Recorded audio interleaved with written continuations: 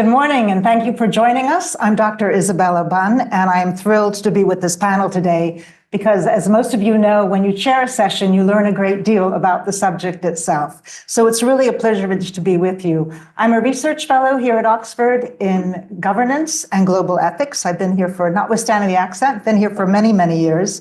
And I'm delighted that Harry is here. Harry Bragazzi is a colleague of mine from OxPeace.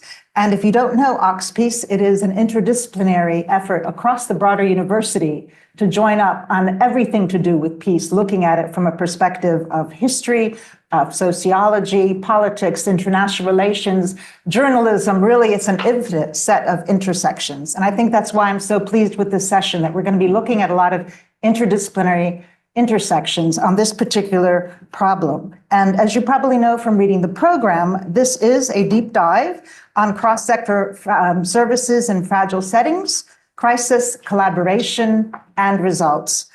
And the framing of the overall session is really one of stability and social cohesion as a foundation of improved social outcomes. So populations that suffer from violence and displacement often have weak services, and the fragile and conflict zones need more attention in terms of how can we deliver more effective results. So we were really privileged to have a group of experts that can explore this question with us, both in theory and in practice, and especially focusing on the cross-sectoral collaboration. So let me introduce who's going to be with us today. So as I mentioned, Harry is here, and he is based here at the school, at the Blavatnik school, doing his research and find my notes here. We also have Christina Bragazzi from the START Network. And we have, oh, sorry, that's a little clearer, thanks. So Harry is here. He is a postdoctoral research fellow at the Government Outcomes Lab here at BSG. Christina with the START Network here. It's a network of 100 different local and national, international NGOs looking at how humanitarian aid is designed and delivered. Sebastian Chaskel, he's associate partner at Instilio. He leads the displacement practice initiative, looking at programs especially for refugees and migrants. Zach Levy is CEO of Livoca Impact Labs, and Jean-Mi Desmornes, private sector development specialist at the IDB Lab, Inter-American Development Bank.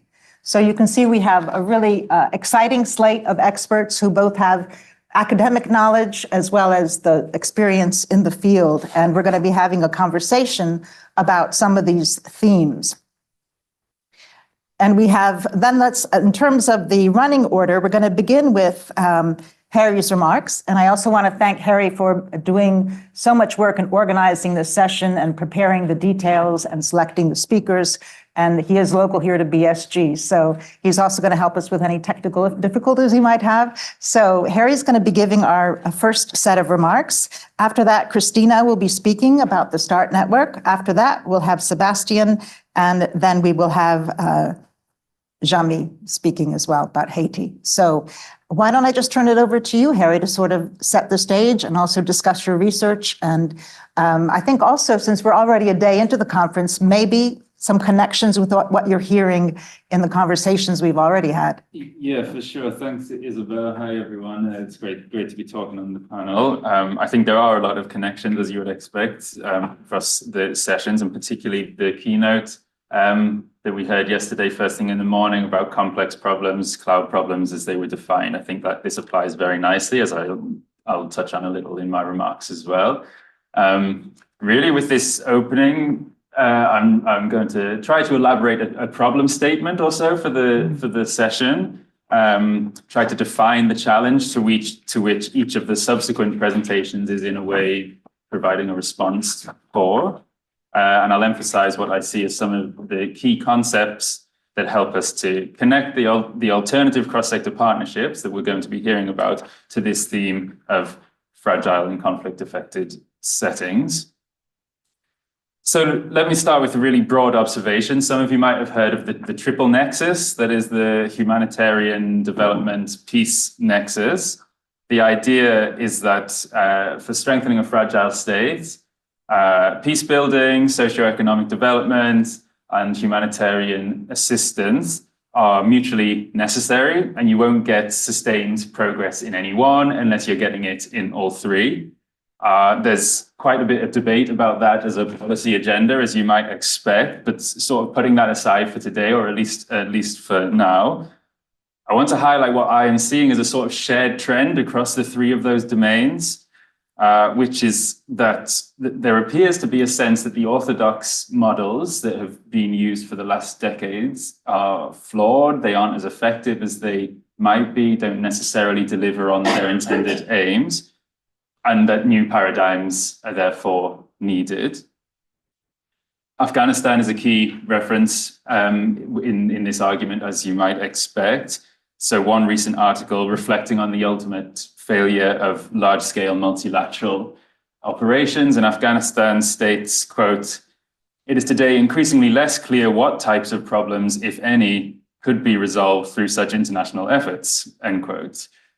Likewise, a recent UN working paper, which reviews the evidence on aid effectiveness in three highly fragile states, Afghanistan, South Sudan, and Mali, concludes the following. This is another quote: "Aid cannot improve governance, build capacity for central governments, or stabilize the situation. We need a change of paradigm in how we support the most fragile states," end quote.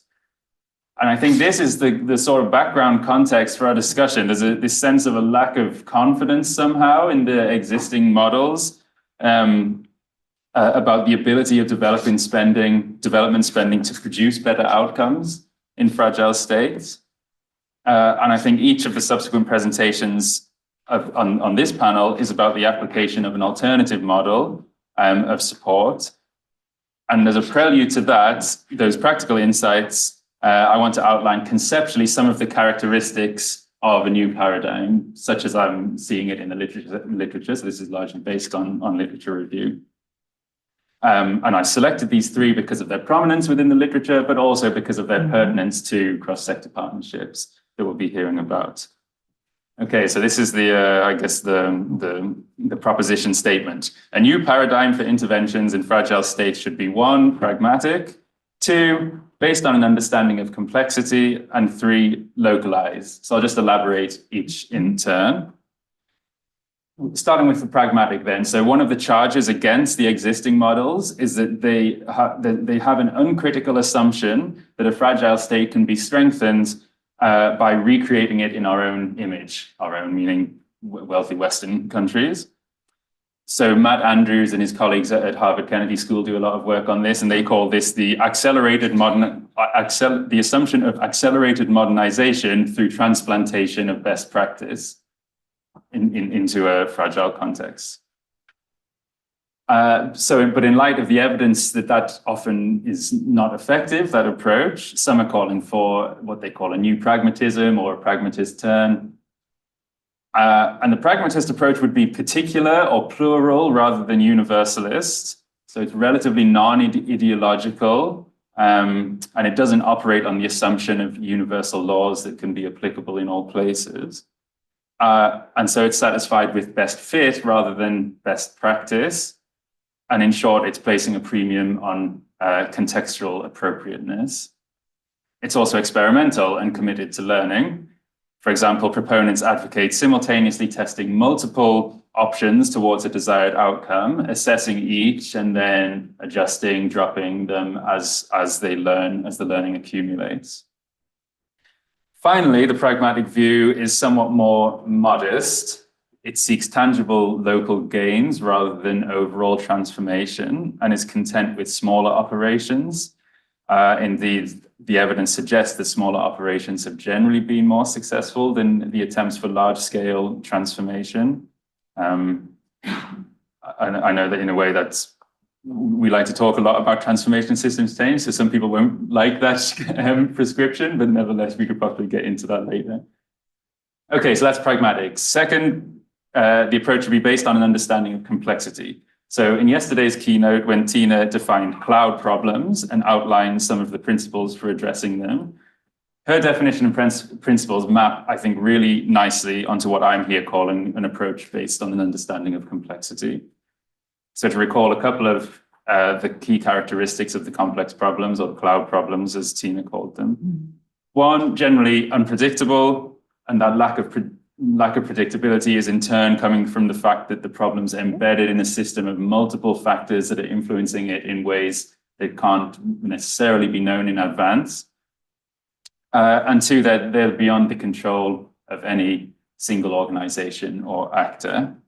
And because of that, the linear cause-effect problem-solving models that are sometimes used to inform program design are unlikely to be accurate. Even where there is a successful program, that you can't assume that replicating it in another context will have the same effect because you're under a different set of conditions. And all of this is eminently true of fragile states, of course. By definition, they're unstable. The patterns and the forms of government, of politics, of contracting, and so on are in flux. They're frequently disrupted. So what kind of a model for social programs can cope with that uncertainty? How could our theories of change be appropriate to such settings?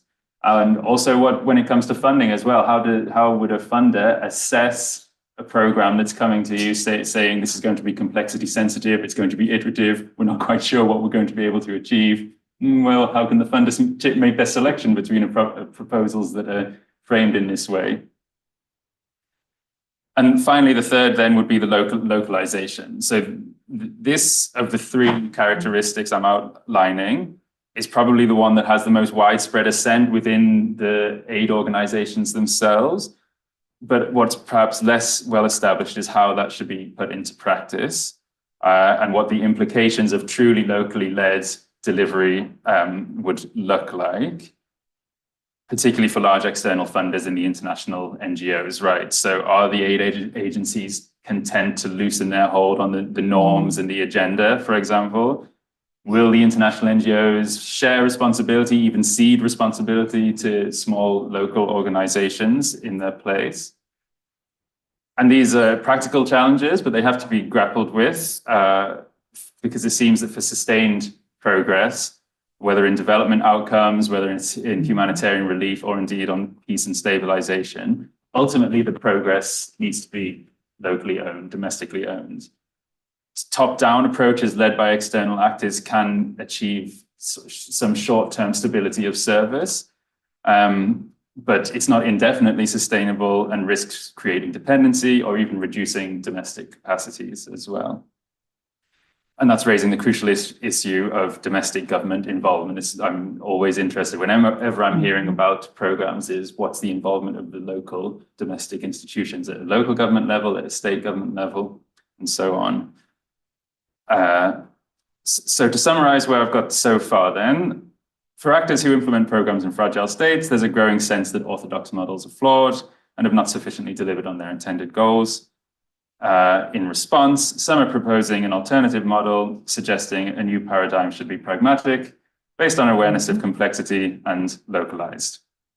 So the question I'm particularly looking to explore in my research that I'm developing now is how far the alternative forms of cross-sector partnership that we're going to be hearing about and that we've been hearing about in other sessions as well can be the mechanism through which those characteristics are operationalized, if I can put it that way. It's quite easy for me as an academic to state them. So, it's a lot harder to then say, well, okay, so what are we going to do then, the different actors who are involved?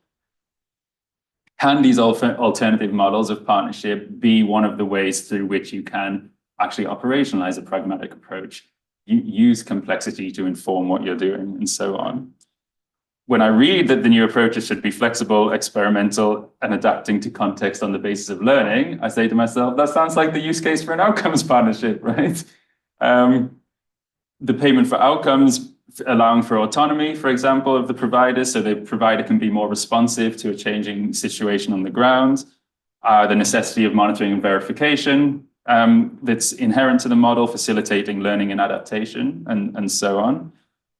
And so I'm currently developing a research proposal to try and examine and collate some of the evidence into this. So if anyone is designing, funding, implementing any programs in fragile settings using some of these alternative models, I'd love to talk with you, to hear about your priorities, how research can serve your needs in the policy and practice space. So do get in touch either now after the session if you're in the room, or I can share my email as well. I'm on the Government Outcomes Lab website. So it's great we're having this panel, basically, to conclude. Even in the preparatory calls, when we were talking together as a panel, it's fascinating some of the learning that's been coming through from the different practical programs we're going to hear about. And I'm really looking forward to hearing that now. Thank you, Harry. And let me just add, in on those conversations that we were having, there were sort of obviously different contexts, different policy areas that we were discussing, but we did identify some shared core characteristics. One of them being this whole subject of cross-sector partnerships, aligning the interests and leveraging the benefits of those partnerships, particular public-private nonprofit collaboration. Secondly, the use of data to inform the service and delivery. And then third, the mobilization of finance in innovative ways, including private finance, philanthropic sources, investment, and so forth. So with that, I would like to turn to Christina for her analysis on reimagining financial markets to enhance humanitarian impact in fragile contexts. Thanks very much, Isabella. Yes, I'm really pleased to be here. Good morning, everybody, and hello to everybody online. Maybe just to start, so I'm a humanitarian practitioner and policymaker for decades now. And so for me, when answering this question about what cross-sector services look like in low-income countries and fragile states, I have to start with impact, the human impact of what all of this means. So just to give you an example, last year I went to Bangladesh where we were doing some work. I went to a fishing community that lives on the riverbanks that are flooded every single year, and several times every single year. And so, traditionally their lives are just upended every time a flood comes. They lose all their belongings, their homes. The schools are destroyed, kids can't go to school, et cetera, et cetera. You know that kind of narrative. But when I visited, we had just given them money a couple of weeks before and a week ahead of a predicted flood. We'd worked with local communities and local organizations to really determine which households were most at risk, what our money could do to help them relocate some of their assets before the floods came, so that when the floods did come, they didn't lose everything. And when I spoke to the women in the community while I was visiting, they said to me it was the first time in 10 years that they did not lose everything during flood season. And it was by the simple fact that we were able to allocate a small amount of money to this community and work with them to act ahead of this flood, a flood that recurs every year and that is eminently predictable. You were talking about complexity and the unpredictability of events, but we've ascertained that 55% of crises, and particularly disasters, are somewhat predictable. So I am the CEO of something called START Network. START Network is a membership organization of more than 100 local, national, and international NGOs working across 6 continents. And the diversity of our membership is by design. We believe that bringing the local, the national, the international collaborations, partnerships, complementarity, we bring the best of what our system has to offer to communities at risk. We are sort of also bound by a common frustration. No matter where we're working and no matter how large our organization, we're all frustrated at the way the aid is delivered. It is too slow, it is too reactive, it is too centralized, and it is too risk averse when it comes to change. And we're particularly frustrated with the way the world responds to disasters. We wait until a disaster has happened. We wait until it hits the headlines in the West before we act, before governments tend to send money, before aid organizations tend to act. But we know that 55% of disasters are somewhat predictable. We know that we have the technology, the predictive analytics, the know-how, and the partnerships to be able to act ahead of time. And yet we still do not do it. We also miss opportunities to work with communities who have in those communities the know-how, the knowledge, the experience in those communities to really take advantage, to make their own decisions and to act on their own behalf. And this is particularly true in fragile settings where, governments are often unable and unwilling. They don't have the infrastructure to be able to respond effectively to disasters. And what we're seeing in most countries is an increase in climate-related hazards, in particular, small to medium-sized crises that may not be, in the news headlines, but that make up the majority of the world's suffering. And so we do know that there's a better way of doing this. Instead of responding to needs post-event, We protect people ahead of events from the disaster risk. It is more effective, it is more impactful, and it is more ethical. And how do we know that? Well, we know that because now we've got some experience under our belt. At Start Network, hold on, this page is not flipping here with all this great technology. At Start Network, we've spent years now developing sort of an innovative finance, risk-based approach, anticipatory approach to disasters. We work with communities to identify risks and vulnerabilities based on what their needs and aspirations are. We work with scientists, academics, actuaries to develop risk models using historical data, using actuarial models, and using triangulating information with what things look like on the ground. We work with local aid organizations and governments to really understand where the risks are in communities, what the impacts of hazards will be on communities, and what contingency plans we need to put in place so that when those risks are identified and triggered, we can get to action. And we pre-position the funds to be able to act ahead of those disasters. We do it through 3 instruments. Start Funds, which is a pool of rapid response funds that we allocate to our members and to communities as much as possible in anticipation of crises. That example I gave you in Bangladesh, where we were able to give out money a week ahead of time, was from the Start Fund.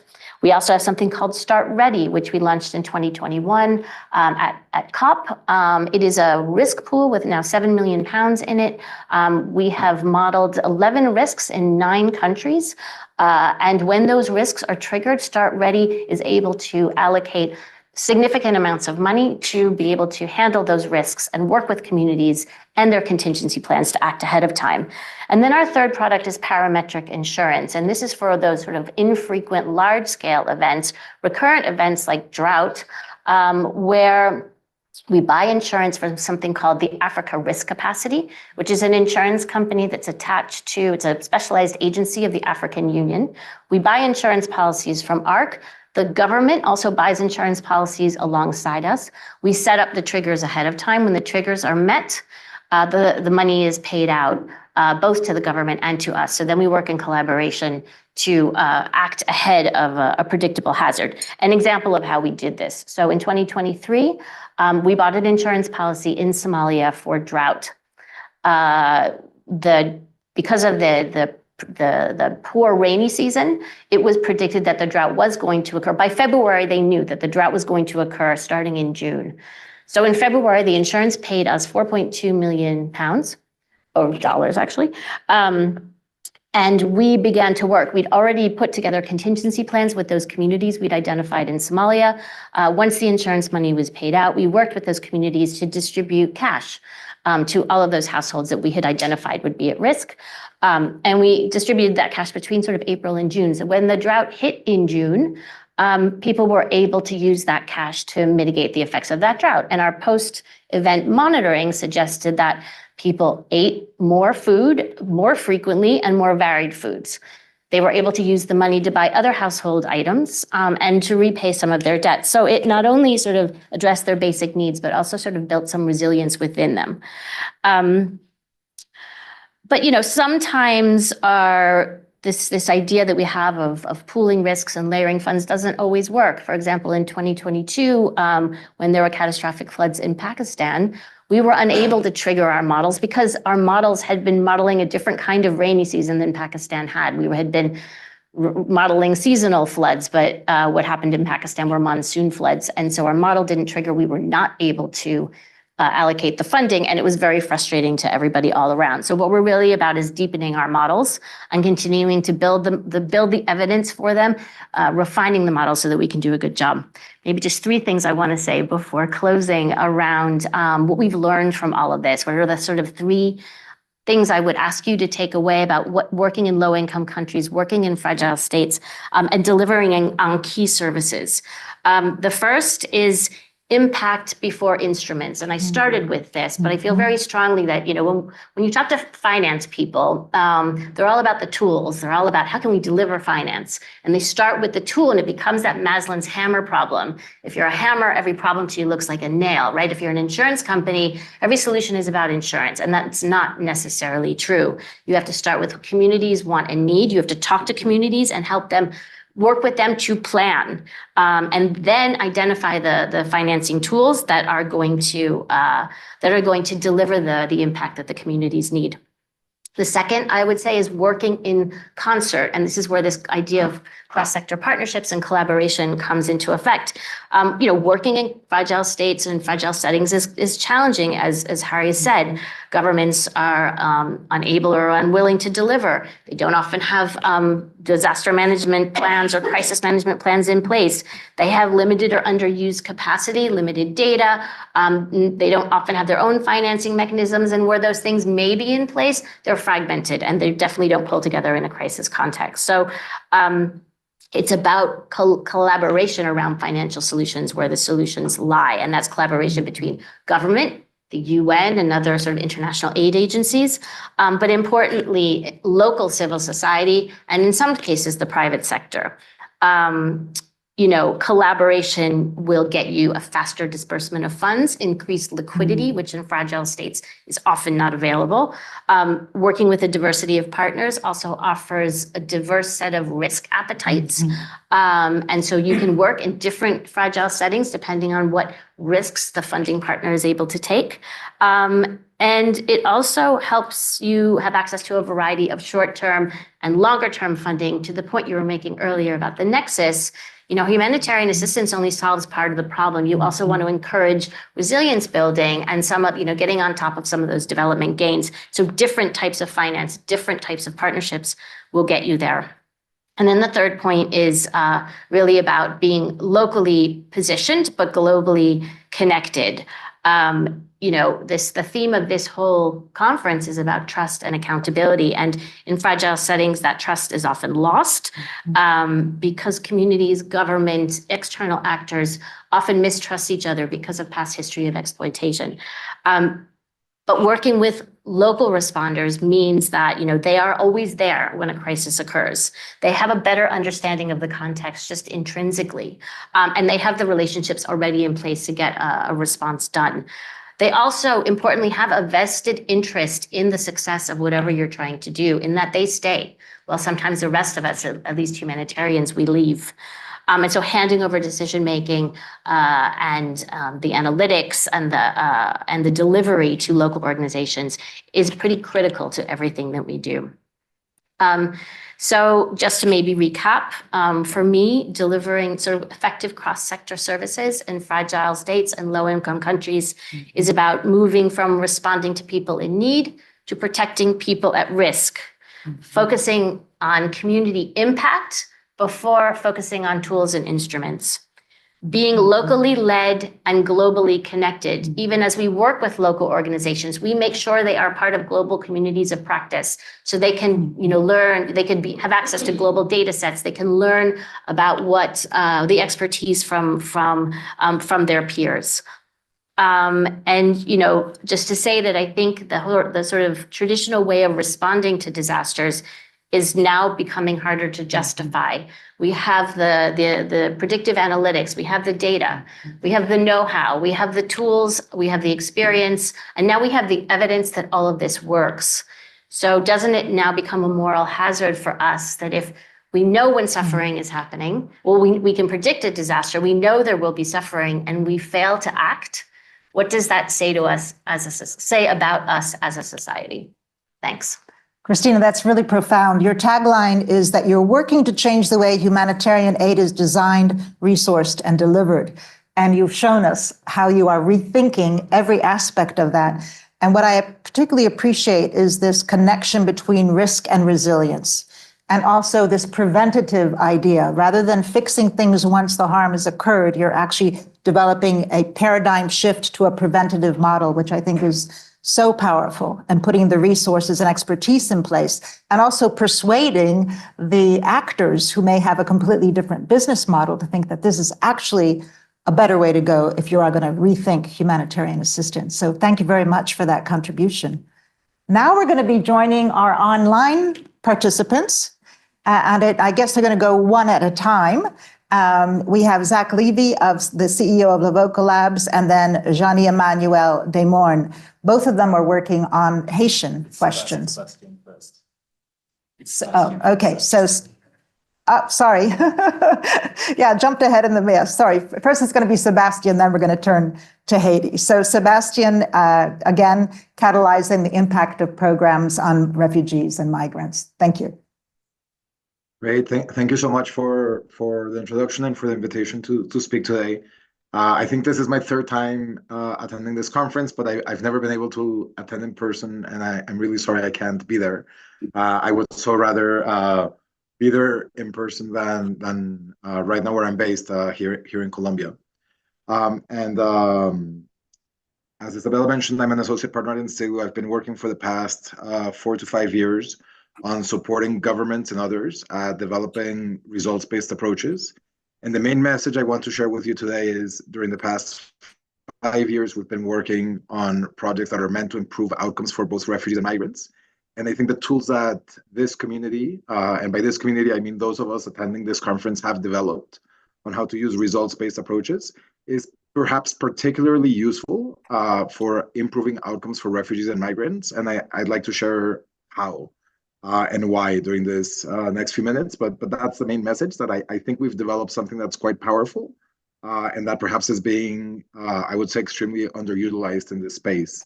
And try to share with you how I think this should be used more and how it could be used more. Next slide, please. So to begin, I think as we're probably all aware, the number of migrants around the world has been increasing quite quickly during the past decade and a half. Some of that reflects wonderful economic opportunities that individuals now have. But some of it also reflects an increasing amount of forced displacement that's taking place around the world. Some of it due to violence, but as Christina mentioned earlier, a lot due actually to climate change pushing people to no longer be able to live where they're used to living before. At this point, we have a high number of refugees and asylum seekers, but also many people who have been internally displaced. And even though when we often think about migration and refugees, we often think of migration to much richer countries or to high-income countries. In fact, 75% of refugees are based in low and middle-income countries, often those that are right next to the countries where they were displaced from. And almost all of internally displaced people are based in low and middle-income countries. So this is really something that's mostly being seen in some of the countries with limited capacity, as Harry was describing at the beginning of the session. I'm mostly going to be speaking about Colombia, where I'm based, where we're working, where currently we have around 7 million internally displaced people, as well as 3 million Venezuelan migrants and refugees in the country. So Venezuelan migrants and refugees are at this moment more than 5% of the Colombian population. Next slide, please. So migration is an opportunity, not just for the migrants, but also for the receiving countries and potentially also for the countries where the migrants come from. We know about the benefits that migrants can bring to the countries that now host them in terms of innovation, in terms of productivity, in terms of tax payments. However, for those benefits to accrue, you really need to achieve socioeconomic integration. And that means not just supporting them with aid at the beginning, but also supporting migrants at actually integrating into the labor market and society as a whole. Next, please. And even though we know that this is what's necessary, and even though public sector leaders may be trying as hard as they can to achieve that outcome, we often find that there are 6 big challenges that get in the way of achieving socioeconomic integration. A first one, which I have up here on the top left, is figuring out effective program targeting. So for migrants in general, it's hard to find data as to where they are based who they are even within the country, how to target them, and what their social demographic characteristics are. And without that information, it's very hard to develop good policies to target this population. Number two, second one on the left, is what are the right policies or what are the right programs?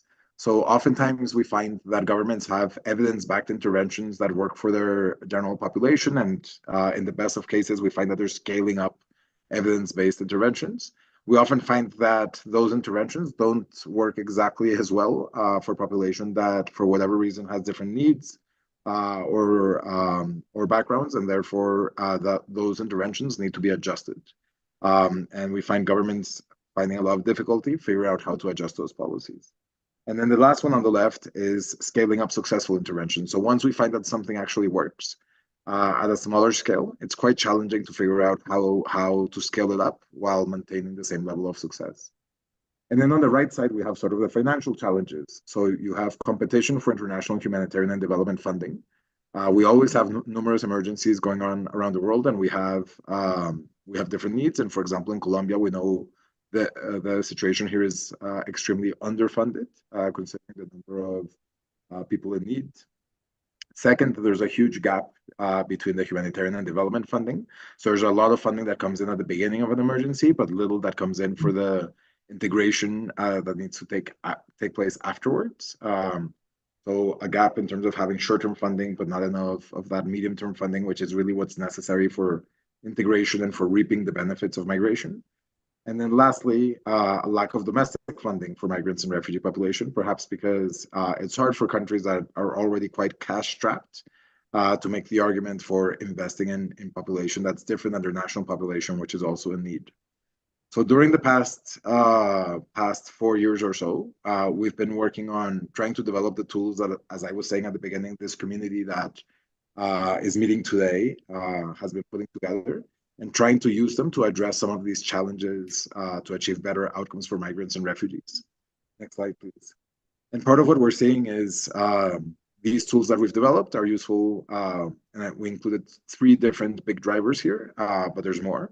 One of them is, as we know, when we use results-based financing, results-based approaches, that leads to the adoption of programs, adaption of programs for migrants and refugees. So as I was saying, it's hard to know what are the interventions that work for a population that's new in many countries.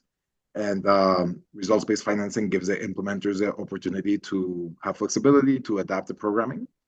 The second one is there's a lot of coordination issues in this space in terms of multiple funders coming in, not just the government, but international funders, international NGOs. And when you focus on outcomes, this creates a lot of coordination among the actors. And the last one, as we know, is we create a culture of learning and adapting when we develop results-based approaches. And that is extremely helpful in this space, a space where perhaps we don't know what the right interventions are. So I'd like to share two examples from the work that we've been doing in Colombia, and then close with a few takeaways. Next, please. So the first example is an example, thanks, and I think we can click through for the rest of the slide to appear. Thank you. So this is an example of how the Colombian national government has been using results-based financing to improve employability outcomes for migrant population. So the Colombian government received a performance-based grant from the European Union to achieve these outcomes, and has since developed results-based contracts for service providers, where the service providers are being paid a set fee for the services that they're delivering, but an additional bonus based on achieving 3 verifiable results, which are here at the bottom left, which include finalizing the skills training, but as well achieving job placement, as well as job retention for at least 3 months. And 3 months is important in Colombia because those are the 3 probation months in which it's quite easy for an employer to let go of an individual, but after 3 months, it's a lot harder for employers to do that.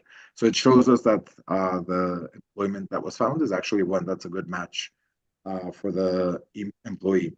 This is, I think, a particularly interesting example for this panel when we're thinking about how different sectors can work together, because you have an international donor, the European Union, giving a grant, which is already results-based to the Colombian government. And then you have the Colombian government hiring nonprofit service providers, also on a results basis to achieve employability outcomes. Colombia, as I think many of you know, has been a leader among low and middle income countries in using results-based financing for achieving employability outcomes. So it's only natural that now with such a high number of migrants, it's also using these instruments for that population as well. The second example I want to share with you, next slide, please, is not about employability, but about maternal health care. We can also click on the next one, please. So in this case, we've been working with a USAID program called Comunidades Saludables, as well as Fundación Santo Domingo, which is the largest private foundation in Colombia, Universidad Simón Bolívar, which is a local university in Barranquilla, in the city of Barranquilla, and MIRED, which is the public hospital system that belongs to the city of Barranquilla. And in Colombia, because some of the migrants that have arrived do not have regular status, they are ineligible for Colombian health security systems. And as a result, when they come into hospitals for preventative care, they are turned away. But when they come in for an emergency, hospitals must take them in, and cities must bear that cost. And what we are seeing in Barranquilla is the city is currently paying millions of dollars a year for emergency births for individuals who are migrants who are not in the national health security system because they're ineligible for it. And this is leading not only for a high cost to the city, but also to subpar outcomes for Venezuelan mothers and children. So the mortality rates and morbidity rates are a lot higher. And we also see cases of HIV and syphilis, which could have been prevented from being transferred to the children, which are not being caught on time. So the partners in this case developed a performance-based contract where Fundación Santo Domingo is hiring Universidad Simón Bolívar on a performance-based grant. And then Universidad Simón Bolívar has developed a performance-based contract for MIRED Barranquilla, the public healthcare system. And what we're seeing is among the results for which the public healthcare system will be paid an additional amount are indicators such as are the patients receiving at least 4 prenatal checkups before birth. That means, number one, that the public healthcare system needs to be proactive in looking for patients. And number two, that once they actually come in for their first appointment, the public healthcare system needs to follow up with them quite intensely to make sure that they achieve those 4 prenatal checkups before birth. And that's exactly what we wanted to achieve with this program, because part of what we were seeing is you don't get good outcomes because people are arriving for emergency births rather than going through their prenatal checkups. And when you have those prenatal checkups, you're able to identify high-risk cases and cases of syphilis and HIV as well. The program is now being implemented. We're participating in the meetings, which are being held every 3 months to review the results and make adjustments. And part of what I've been very excited to see is there's now a group of people who get together every 3 months and talk about every single case that's showing up, for example, of patients with syphilis, and discussing why it is that they are or are not being treated and if there's anything they can do to improve. And I know for a fact that at no point in the past had a group gotten together to talk about such an important topic because the incentives weren't there.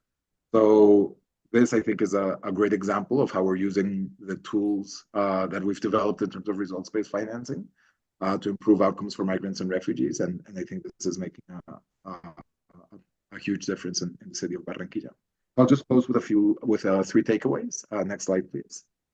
So number one is, I really think results-based approaches are particularly useful for programs that are for new populations or for programs that have untested models.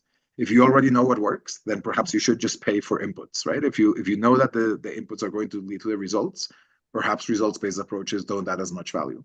But when we're working with migrants and refugees, we often don't know what the impact is of the programs. They often need to be adapted, and that's why results-based financing can be particularly useful in this case.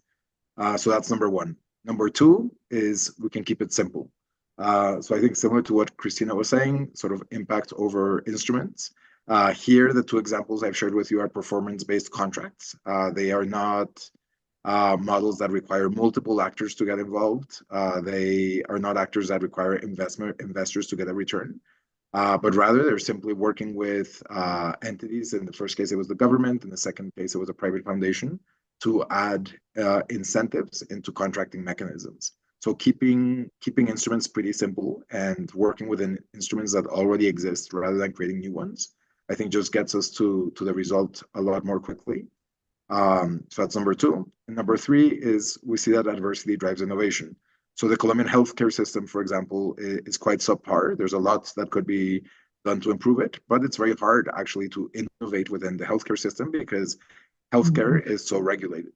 And now that for the first time in Colombia, we have a large population of people who are uninsured, that's actually giving us the opportunity to innovate, and that's going to lead to improved healthcare for Colombian population as a whole. So, so we see that in these types of situations, as we're describing in this panel, we're often faced with very hard situations where there's not enough funding, where the funding is not having enough impact. And that's exactly what brings up good opportunities for us to innovate and find something that will be helpful for other situations as well. I'll stop there and looking forward to the conversation. Thank you. Thank you very much, Sebastian. You perhaps couldn't see that the room all around us, people are nodding to your words. They are understanding what you're saying. They're impressed by what you're saying. And I think it really matches what you want to achieve, which is results-based approaches to transform how services are delivered to improve outcomes for refugees and migrants. And really everything you've presented reinforces that message. And there is a lot of interest, certainly in this room, about what you've presented. So thank you very much for that. And so now we are, thank you, Sebastian. We are turning to Haiti. And we have two speakers. We have Jean-Emmanuel and Zach Levy speaking about the situation of, again, outcomes for Haiti and the Haiti Outcomes for Change Fund. Good morning. Thank you. First of all, thank you for having me, and it's really a pleasure for me to participate in this conversation. I'm Jean-Emmanuel Demorne. Everybody knows me as Jami, so if it's easier. I represent IDB Lab, which is the innovation arm of the Inter-American Development Bank.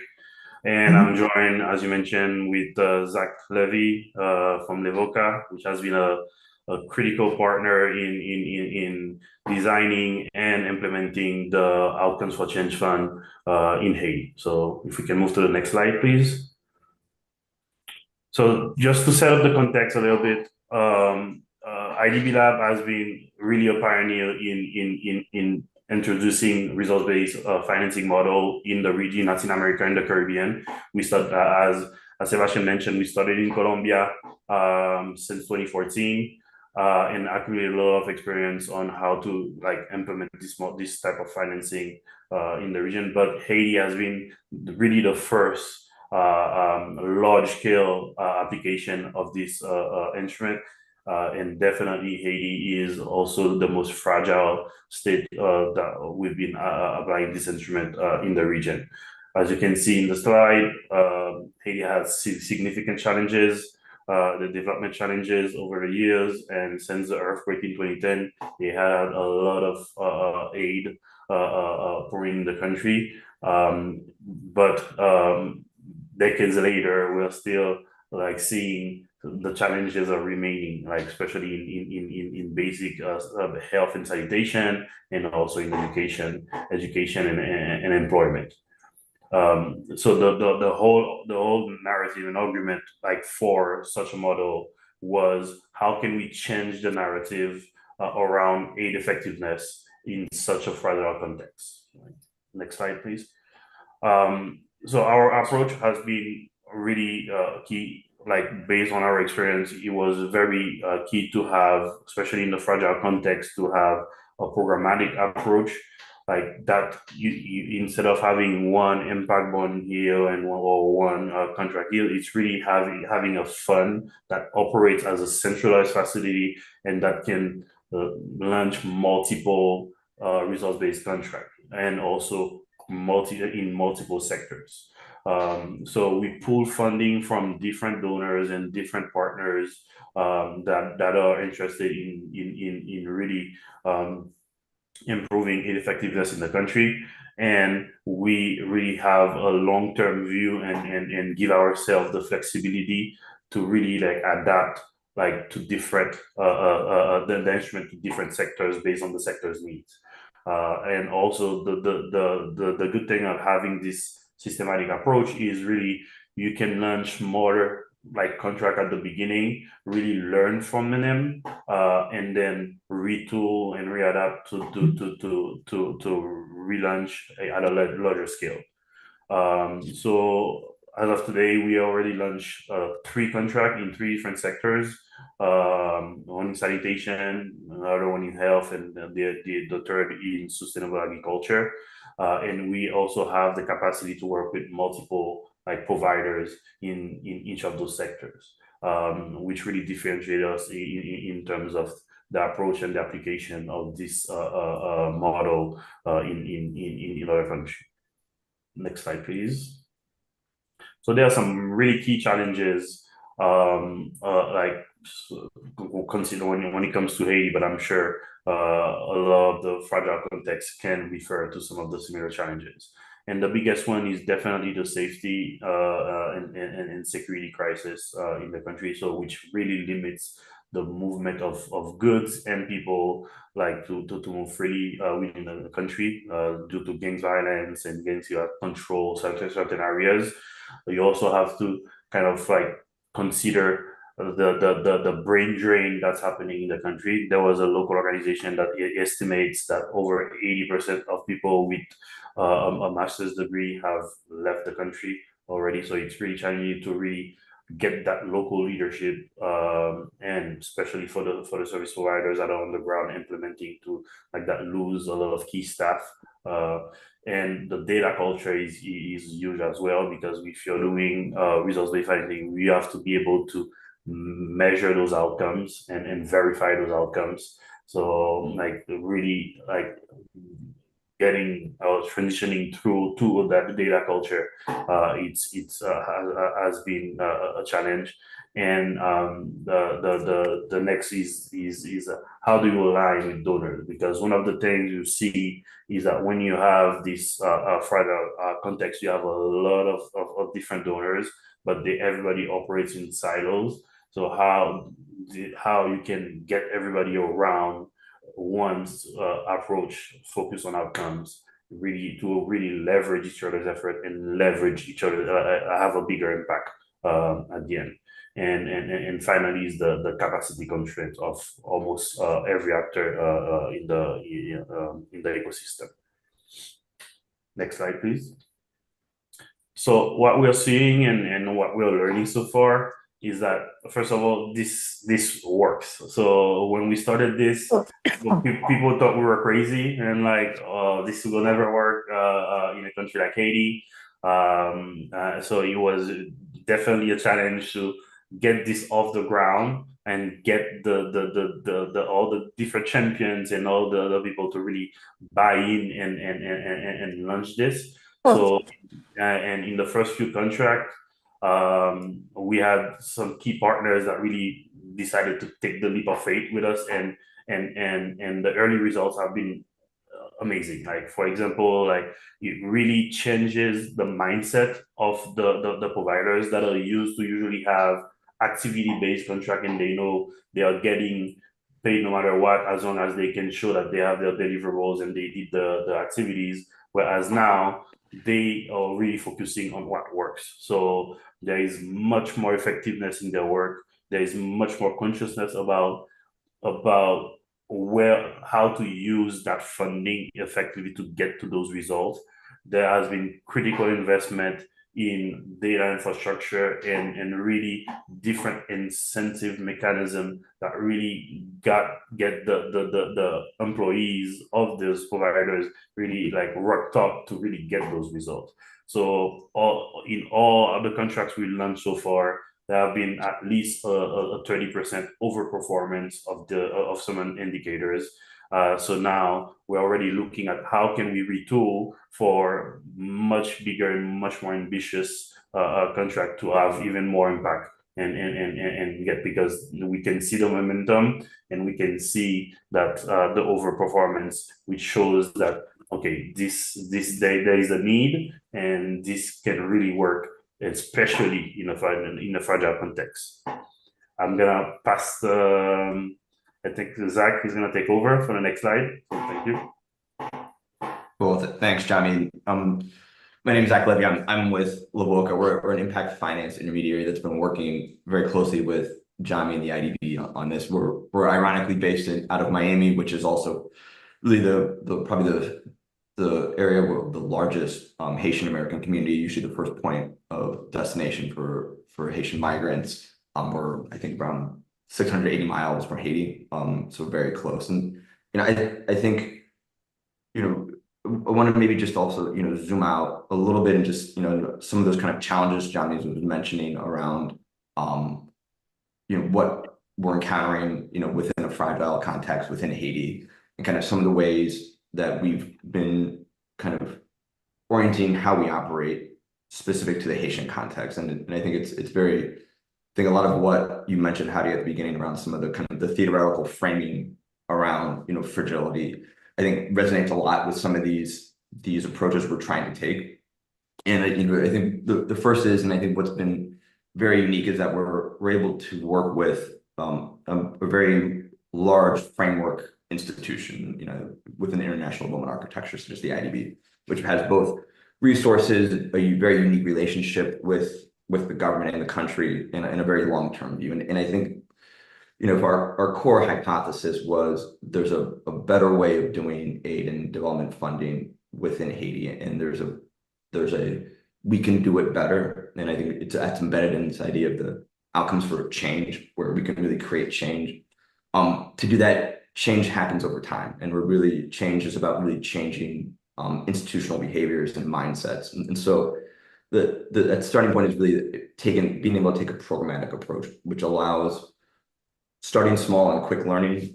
You kind of mentioned that earlier, Haiti, but also being able to build in the expertise within the IDB, within the various stakeholders, but also starting to influence a wider coalition of partners to really start to change how we think about aid and how we make it more accountable. And I think that's really the starting point. And through that, it allows for, approach we've taken is, rather than try to create these very emblematic, large projects, start with very rapid testing and learning around key sectors and topics that are high priority to the Haitian government, to the IDB, which is works directly with them. So rather than do 5-year large-scale outcomes contracts, we're starting with smaller 18-month contracts, and the idea is those will be rolled over into, so they can grow sequentially, which also allows for those implementers who are providing to both deliver, to adjust their targets, to build their capacities and systems, so that when we want to have larger contracts and scale through this mechanism, all the right components are in place, rather than just trying to, from Washington, just dump a bunch of money when everybody's not ready. But that vision is scale. I think we've looked for providers and interventions that are more suitable to Haiti's context. And so that means organizations that are operating in areas where there's less gang violence. And so, for instance, but there's also large population centers in need. So, for instance, the sanitation project that we can talk more about is mainly focused on the north, or the health project that has a very interesting model where they operate government clinics that are embedded in the communities, and they embed their health workers within the communities, and by doing so, they're able to be very effective even when there's no movement or there's crisis, and they're incubated from some of these challenges that might be otherwise difficult. And I think thinking and really trying to find those solutions that can operate and deliver within that context are important, and I think that's been part of the success. I think another key component of this is, again, it's beyond the transactions, looking at the broader view of systems change. And I know can be a big, bold idea, but I think it doesn't work if we just think about 3 outcomes contracts, it works if we're able to pull donors, change mindsets around their accountability, to draw in the Haitian government when we can, and there's capacity constraints, for sure, as well as I think in Haiti particularly, but I think maybe in a lot of other fragile contexts, looking for ways to engage a very, very large diaspora community, which in many ways, in Haiti is, a lot of their talent and human capital is there. I think they're oddly really engaged in a lot of the decision makings of the aid community, and there's a huge need and opportunity to do that. And we've been working with Jami and a range of diaspora networks to start to change that, and ways to get them involved. I think another interesting part of how we've approached this in Haiti in a fragile context, I think in Haiti, you have such a large number of core basic services, be it education, sanitation, health, that given capacity constraints are mainly delivered by non-state actors. And so we're looking to use outcomes contracts and an outcomes mindset, both to drive impact, but also if we're really trying to grow these solutions that are highly effective, we also have to look at what's the long-term sustainability of them. And so you can't grow a sanitation service if you don't have long-term funding in place. And so what that means is also using outcomes contracts to also nudge and incentivize the kind of, let's say, cost discovery and price discovery, so that these types of effective solutions could really become private providers of those services for the government, and really trying to, gently find those cost efficiencies. And so where you have a very effective, sanitation provider, for example, in Haiti, where 63% of the population has no access to basic sanitation, and 1 in 5 people practice open defecation, how can we use this contract to work with them to eventually scale? But where the cost of that service really is something that the government could actually take on, and so that we're not just growing that service and amplifying their impact, but also we're right sizing it so that really once they grow, their whatever service area they've grown to is able to sustain. And I think there's some really interesting ways to use results-based contracts, both from a just driving core impact, but also looking at the broader long-term sustainability. Next slide. And maybe I think Jami, I'll kick this over to you, maybe just to maybe just paint a little bit what some things we're thinking. But I think for me the main message is that I think that while the jury's still out, I think one of our core hypotheses is that outcomes-based contracts of different natures can operate in a fragile context and actually can help change how we go about aid. I think is something we're really starting to gain traction on. And I think this is a very interesting use case, particularly for academics. And I think that this conference has a very strong academic component. And so would encourage those that are interested in on the research angle to reach out to us. Because it's actually, I think the IDB this is actually a concrete doing. I think there's a lot of conversations, but I think this is one of the few examples of real concrete examples of this type of work in a fragile context, but also with this very long-term view and commitment from a major institution like the bank. Johnny, maybe you can, if you want to talk about. I think so. Since we're on time, I think I just want to just say yes. I 100% agree, and I think the biggest thing for fragility is that you need that long-term commitment, and you need donors to really pull their efforts together and to really have the skill necessary to see the impact for the most vulnerable population. So it's really important, and I think this instrument is perfect in helping all the actors work together in consortium to really have the necessary impact for the people that need it. So thank you, and we're open for questions. Should we go straight to audience questions? Yeah, why not? Yes, thank you for your technical assistance. So we're going to have a chance for a few audience questions. And then if we have time, we'll also pick up a couple of the questions that are coming in online. Those will be read out to us. So questions? Thanks.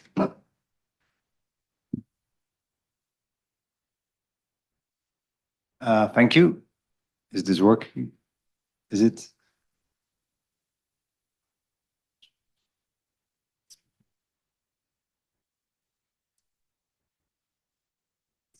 It was on.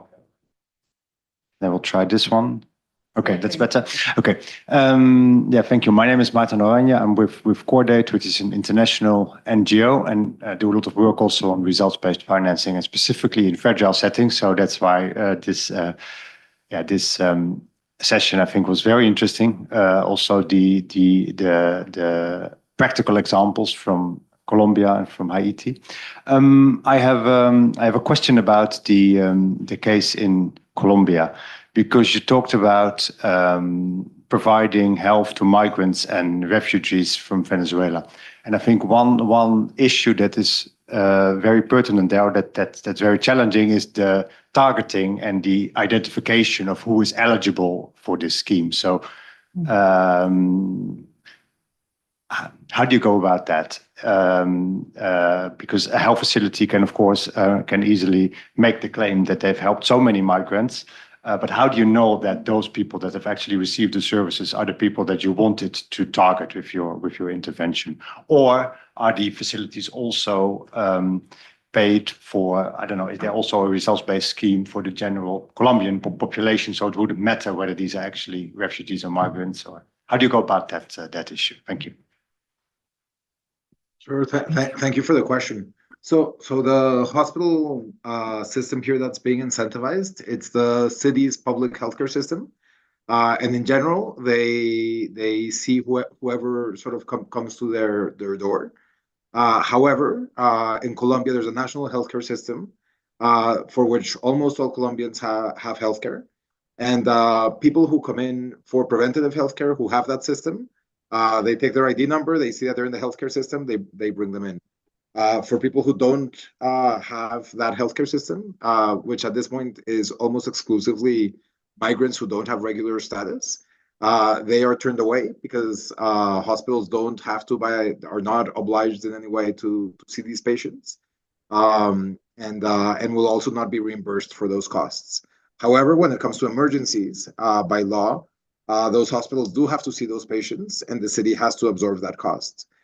So our program is specifically for the population that is not eligible for healthcare, while allowing the system to work the way it usually has for everyone else who is eligible. And what we see is the people who are not eligible, they know that they're going to be turned away. There's this perception that the community already has. And as a result, people who are not eligible for healthcare tend to not even go to the hospital for preventative care. But thanks to this program that we've created with funding from a private foundation, that option is now available to them. Nevertheless, there's still that perception in the community that they're likely going to be turned away, and there's many reasons why migrants may feel uncomfortable going to the hospital system. So that's the population that we want to target. The city has a community health worker program where they go door by door, looking for patients, identifying needs, sending them to hospitals. So part of what we've seen happen in the last few months is that those community health workers are now putting a lot of focus on the migrant community and trying to get those patients to go to the hospital system because now they are eligible. And then we've also seen a lot of work on the follow-ups.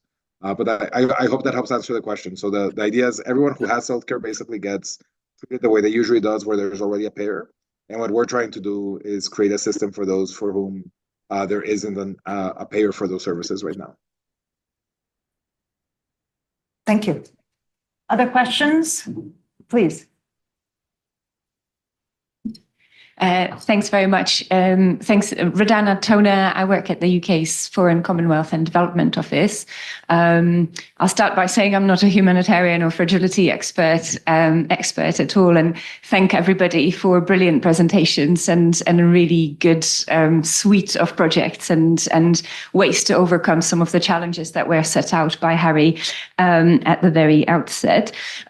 My question actually was sparked by Sebastian's presentation intervention, but perhaps we'll ask Zach and Jami for comment as well.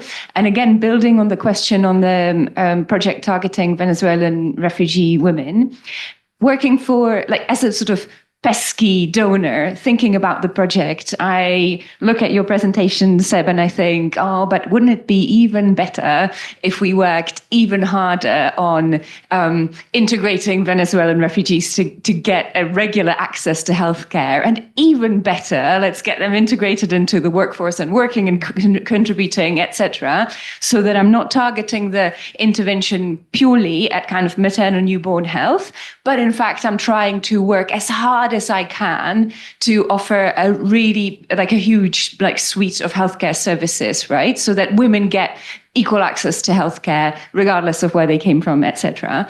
Now, I know that for your day-to-day, completely sort of in the dreamland, right? That's not going back to Harry's pragmatism. That's not really perhaps feasible over the next over the short to medium term. But I'd wondered, Zach and Jami were talking about the balance of short-term interventions, but the long-term government influencing as well. And I'd wondered if you could elaborate a bit more, maybe from both of you, or from Christina as well.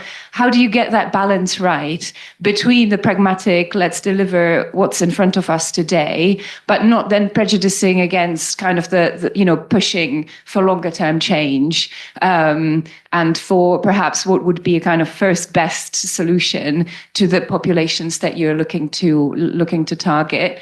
What's the right balance? Do you kind of get those immediate interventions funded largely by foundations, smaller organizations, and then get donors, perhaps institutional donors, involved later on? Thank you. Thank you. I think that's a good question, and that's the key challenge to overcome, right? So I think the key is being conscious in your design that you need government onboarding for this to work in the long term for the sustainability. So we started the conversation very, very early, and the good thing that when you have a partner like the IDB works mostly with the government, right? So 95% of our portfolio goes through sovereign grants and sovereign loans. So we have established this trust and partnership with government entities already. So us as a private arm and innovation arm IDB, we can go and have this conversation as a group and to really fund the design of the project to really ensure that there will be the onboarding and this can transition to the government after that first testing phase, after that first proof of concept, if you can say, right? So right now, like you said, yes, in the first pilot has been mainly financed by foundations and that were willing to take the risk of first movers and really get that proof of concept out to say, hey, that can work in Haiti. But now we're entering phase 2, where conversation are really getting upstream to really get that public funding to really get to the scale necessary to have that big impact, like you said. Exactly. Thank you. May I just add, we're really grateful for that question, because one of the key themes that we were talking about as a group before the session, how are the domestic governmental institutions engaged, and can innovative partnerships help build capacity in the domestic institutions? So this is I think a key question that's a cross-cutting one around some of the questions we're talking about. Yeah, and I think just on that real quick, I think if just to quote the Cheshire Cat, if you don't know where you want to go, then any path can get you there. And I think with it's very easy to go around the government, particularly in a fragile context. But if you don't have inbuilt your plan to engage them, it doesn't happen. And I think in the case of Haiti, obviously there's major capacity constraints, major broader political issues that inhibit that today, but it's already inbuilt within it. And I think there's already several concrete examples in the works where there's likely public funding coming down the pike here, probably within the next 6 to 12 months for the next phase. So where they can start to get involved where their capacities permit. And I think that's incredibly important for the long-term change you want, even if it's easier to do it the other way. Thank you. Maybe could I come in on that too? Yes, please, And maybe Christina. also based on your earlier question, I think, part of what we're all trying to say here, and it's been fantastic and really interesting listening to others, is that, by taking a different approach to managing crises in whatever country you're in, you're actually freeing up sort of government, I don't know, you're freeing up government funds, but you're also freeing up kind of government thinking on how they might do things differently. So for example, if a government buys an insurance policy against drought, they then know that they are covered. I mean, like all of us, when we buy insurance, we're covered for a major event. And so does that mean that they can reallocate some of their resources to other things, building resilience in that community, maybe upskilling smallholder farmers in different types of crops? So I think, different, and similarly with disaster risk financing, by financing activities ahead of a disaster, you're already building in resilience to that program. So you're getting already a more holistic look at what communities need to do to build their resilience, not only for the disaster that's in front of them, but ones for the longer term. So I think that just taking a different approach to financing these activities automatically gives you a sort of a rounder view of what aid could look like.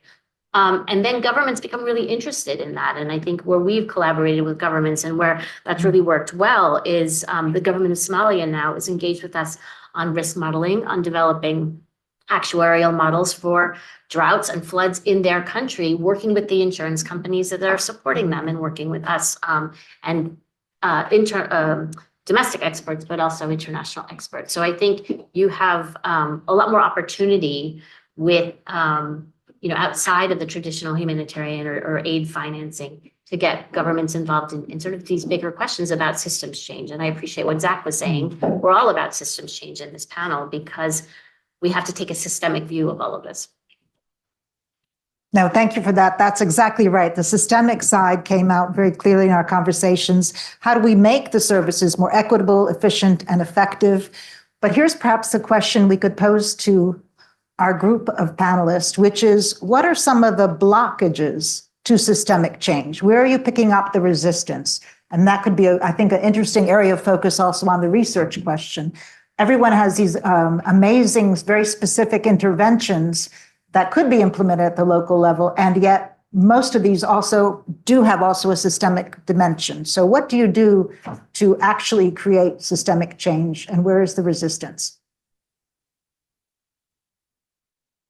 Should I just start with one comment? It's actually jumping off of something Zach said. Donella Meadows is one of the sort of godmothers of systems thinking, and she has an essay where she's talking about places to intervene in a system, and she ranks the different places where you might try to act upon a system.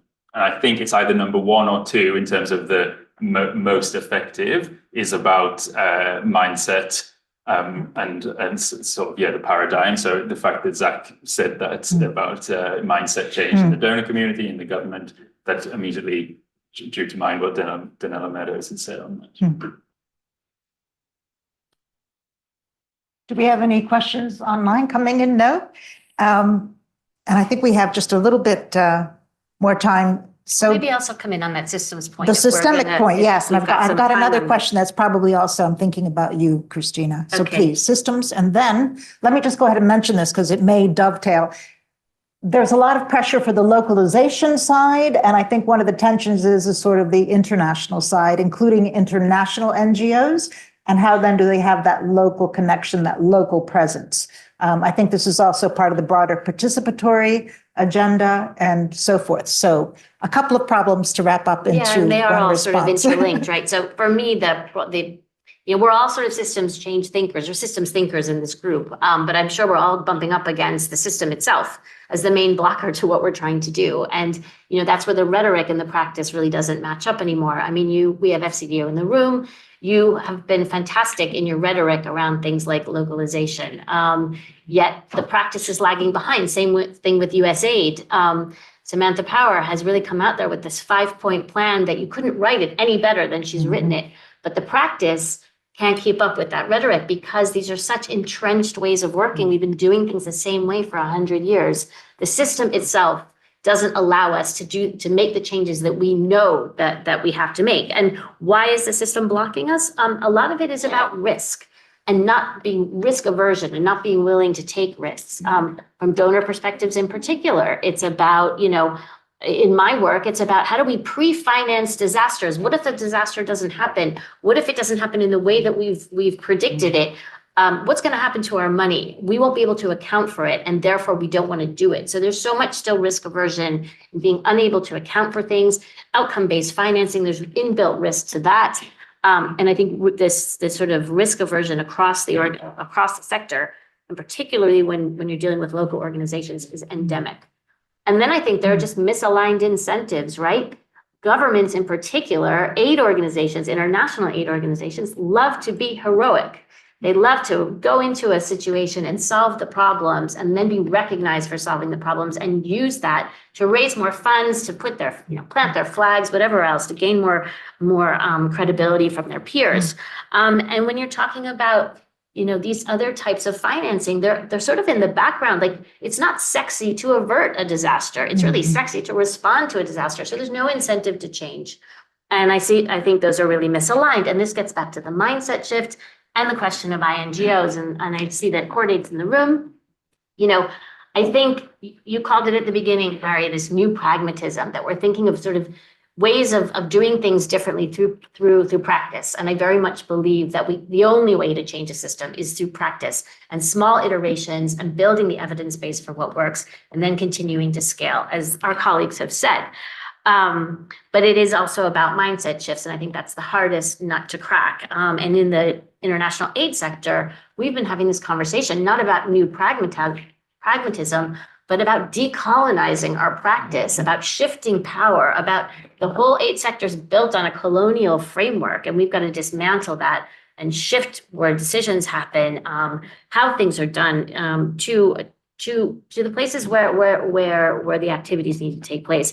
And I think it's brought on a whole introspection from the international aid community about how they are complicit in this sort of perpetuation of these colonial structures and how they can really reimagine themselves in a different way. And reimagining themselves is imagining their mission, not as being those saviors or those heroes, but really enabling others to do their best work, building on the capacity that already exists in countries and communities, and enabling that to kind of to grow and flourish and become active. Sebastian was saying that in your work, you're sort of flipping the humanitarian supply chain, right? Instead of the local organizations becoming contractors of the big international NGOs, you're sort of the NGOs are the contractors of the local organizations who then hire them to bring in that technical expertise. And I thought that was really interesting what you said. And I think, the role of INGOs is changing. They are the enablers now. They are purveyors of expertise, and they're exporting that expertise to, the organizations that they're working with. What we try to do is help make connections with funders so that our local members don't have to go through us to get funding. We make those connections and then we get out of the way so that they can access the funds themselves. So I think the role of INGOs is changing. I think there's been a real reckoning in the sector to recognize that this needs to happen. And I think the pragmatism or the practice of what a new role for INGOs is beginning to happen. Enablers, technical expertise, and making those connections for local partners that enables them to build up themselves. Great. And if I can jump quickly on this point, I don't know if we have time, but and I think it's a good point, and I 100% agree with Christina. I think going into this, I really thought that I would have more pushback or more resistance to change from the service provider side, because they're used to having these kind of guaranteed contract where they know exactly, okay, like as long as I do the activities and I'll get, but actually doing results-based financing really empower them, where they can really be innovative, they can really take like engagement and responsibility for what they are, and they're on the ground. So they see the impact of their work like firsthand, and they want to improve it. So, and I was very shocked to see how open they were, like to really embrace this new model, and where I thought it would be easier like you have the least resistance was in the funding side because hey, it's more big for your buck, why not, you know? And that's where, as I mentioned, like we're so embedded to our ways and our like procedures and like it's hard like to really shake the tree and to make us do so. Our own procedure from procurement to legal to everything, it's really like rooted in a way that needs to be adapted for better to respond better to results-based financing. So. Thank you very much.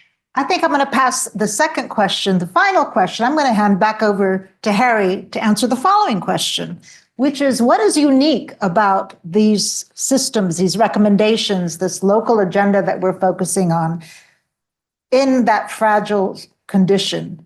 What can we take as far as lessons that might be applicable to other collaborative efforts in other settings and maybe vice versa? Yeah, okay.